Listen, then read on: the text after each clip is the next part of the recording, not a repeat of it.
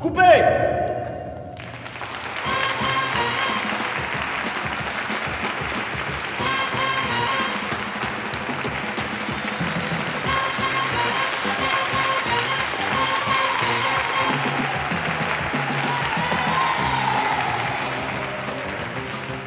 Ça y est, vous savez tout.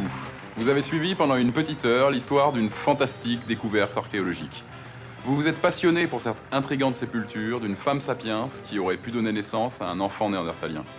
Vous avez suivi les pas des scientifiques, au laboratoire et sur le terrain.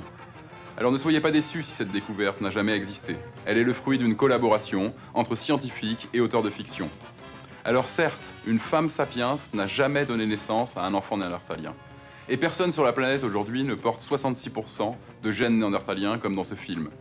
Mais qui aurait pu imaginer, il y a seulement 20 ans, que nous tous aujourd'hui portions les traces de ce métissage vieux de plusieurs dizaines de milliers d'années entre l'homme de Néandertal et Homo sapiens sapiens.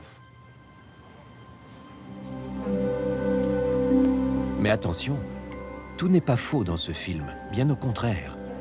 C'est un principe de la science que de pouvoir se démentir elle-même au gré de ses progrès et des nouveaux objets d'étude qui s'offrent à elle. Il n'est pas de certitude scientifique qui ne puisse un jour être ébranlée, partiellement ou totalement. Par contre, ce que vous faites dans une fiction va ouvrir l'imagination. Je pense que la fiction est la clé de voûte de la découverte, la clé de voûte de la connaissance et de la science par conséquent.